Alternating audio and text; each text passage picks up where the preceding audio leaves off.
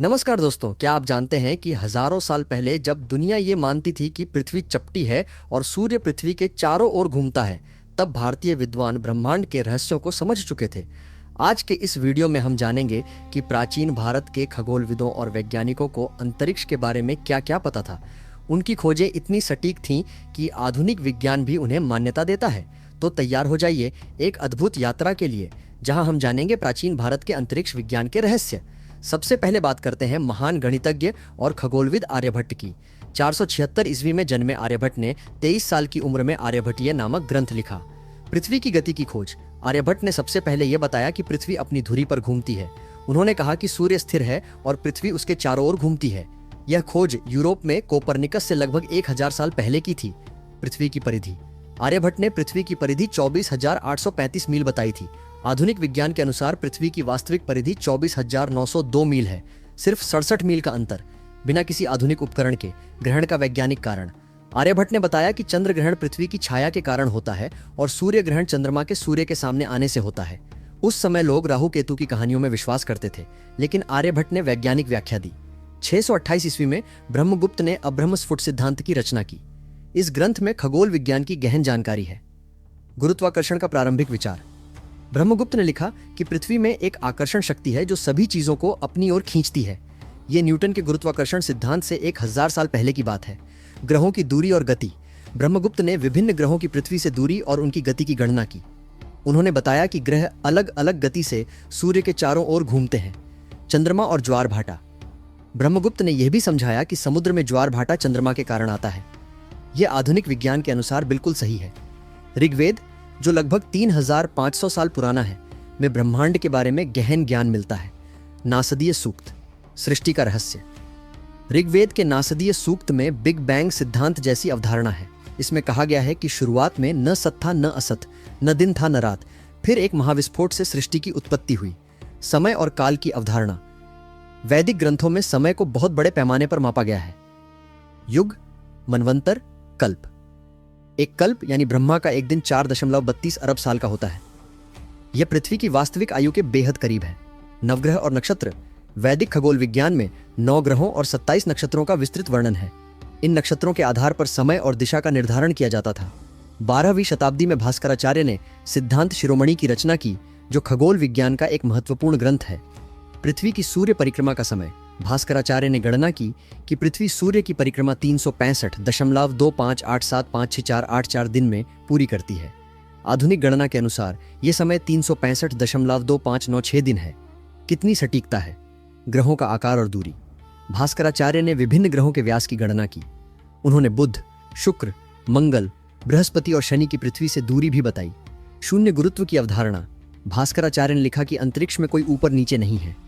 पृथ्वी अंतरिक्ष में इसलिए तैरती है क्योंकि सभी दिशाओं में समान आकर्षण है। यह आधुनिक भौतिकी के अनुसार सही है। 6ठी शताब्दी में वराहमिहिर ने पंच सिद्धांतिका और बृहत संहिता जैसे महान ग्रंथ लिखे। ग्रहों का प्रभाव। वराहमिहिर ने बताया कि ग्रहों की स्थिति का पृथ्वी पर प्रभाव पड़ता है। उन्होंने मौसम की भविष्यवाणी, भूकंप और अन्य प्राकृतिक घटनाओं को ग्रहों की स्थिति से जोड़ा। सूर्य और चंद्रमा का प्रभाव। वराहमिहिर ने समझाया कि चंद्रमा का प्रभाव समुद्र, पौधों और मानव शरीर पर पड़ता है। आधुनिक विज्ञान भी चंद्रमा का प्रभाव मानता है। तारों का वर्गीकरण। उन्होंने तारों को उनकी चमक और रंग के आधार पर वर्गीकृत किया। यह आधुनिक खगोल विज्ञान की तरह ही व्यवस्थित अध्ययन था। पुराणों में, जो वेद व्यास द्वारा रचित हैं, सौर मंडल का विस्तृत वर्णन मिलता है। ग्रहों का क्रम। पुराणों में सूर्य से ग्रहों की दूरी के अनुसार उनका क्रम दिया गया है। सूर्य, बुध, शुक्र, पृथ्वी, मंगल, बृहस्पति, शनि। यह क्रम आधुनिक विज्ञान के अनुसार सही है। ग्रहों के आकार। पुराणों में बताया गया है कि बृहस्पति सबसे बड़ा ग्रह है और बुध सबसे छोटा। यह तथ्य आधुनिक खगोल विज्ञान से मेल खाता है। सूर्य की महत्ता। वैदिक ज्ञान में सूर्य को सौर मंडल का केंद्र माना गया है। सभी ग्रह सूर्य के चारों ओर घूमते हैं। यह हेलियोसेंट्रिक सिद्धांत यूरोप में 16वीं शताब्दी में स्वीकार किया गया। प्राचीन भारत में खगोलीय अवलोकन के लिए विशेष वेधशालाएं थीं। जंतर मंतर। यद्यपि जंतर मंतर 18वीं शताब्दी में बनाया गया, लेकिन इसकी तकनीक प्राचीन भारतीय खगोल विज्ञान पर आधारित है। इसमें 19 खगोलीय उपकरण हैं जो समय, ग्रहों की स्थिति और राशियों का पता लगाते हैं। गोल यंत्र। प्राचीन भारत में गोल यंत्र का उपयोग होता था, जो आधुनिक दूरबीन से पहले का सबसे उन्नत उपकरण था। चक्र यंत्र और शंकु यंत्र। ये उपकरण सूर्य की स्थिति, दिशा और समय बताने के लिए उपयोग किए जाते थे।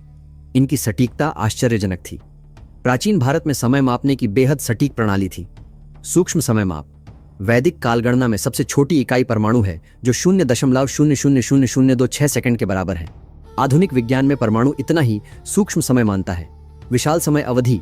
एक कल्प 4.32 अरब वर्ष, महायुग 4.32 मिलियन वर्ष, युग सत्य, त्रेता, द्वापर, कली। ये सब गणितीय गणना पर आधारित था। पंचांग प्रणाली।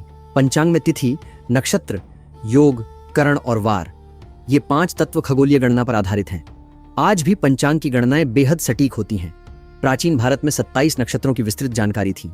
नक्षत्र मंडल। भारतीय खगोलविदों ने आकाश को 27 भागों में बांटा था। प्रत्येक नक्षत्र एक तारा समूह है। इनके आधार पर चंद्रमा की गति का अध्ययन किया जाता था। नक्षत्रों का उपयोग। नक्षत्रों के आधार पर दिशा निर्धारण, समय गणना और मौसम की भविष्यवाणी की जाती थी।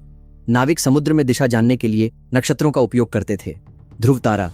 प्राचीन भारतीय ध्रुव तारे को पहचानते थे और उसे दिशा निर्धारण के लिए उपयोग करते थे। आज की दुनिया प्राचीन भारत के खगोल विज्ञान को मान्यता देती है। नासा की मान्यता। नासा और अन्य अंतरिक्ष संस्थान प्राचीन भारतीय गणनाओं की सटीकता को स्वीकार करते हैं। चंद्रयान और मंगलयान। आधुनिक भारत का अंतरिक्ष कार्यक्रम प्राचीन ज्ञान की परंपरा को आगे बढ़ा रहा है। भारत ने मंगल मिशन में पहली बार में ही सफलता पाई। आर्यभट्ट उपग्रह। भारत ने अपने पहले उपग्रह का नाम आर्यभट्ट रखा। यह प्राचीन विद्वानों के सम्मान में था। तो दोस्तों, यह थी प्राचीन भारत के अंतरिक्ष ज्ञान की अद्भुत कहानी। हमारे पूर्वजों ने बिना किसी आधुनिक उपकरण के ब्रह्मांड के रहस्यों को समझ लिया था। आर्यभट्ट, ब्रह्मगुप्त, भास्कराचार्य, वराहमिहिर जैसे महान विद्वानों ने खगोल विज्ञान में जो योगदान दिया, वह आज भी प्रासंगिक है। यह हमारे लिए गर्व की बात है कि भारत विज्ञान और ज्ञान का केंद्र रहा है। आज भी भारतीय वैज्ञानिक अंतरिक्ष विज्ञान में अपना लोहा मनवा रहे हैं। अगर आपको यह वीडियो पसंद आया तो लाइक करें, शेयर करें और चैनल को सब्सक्राइब करना न भूलें। कमेंट में बताएं कि आप प्राचीन भारत के किस और विषय पर वीडियो देखना चाहते हैं। धन्यवाद। वंदे मातरम।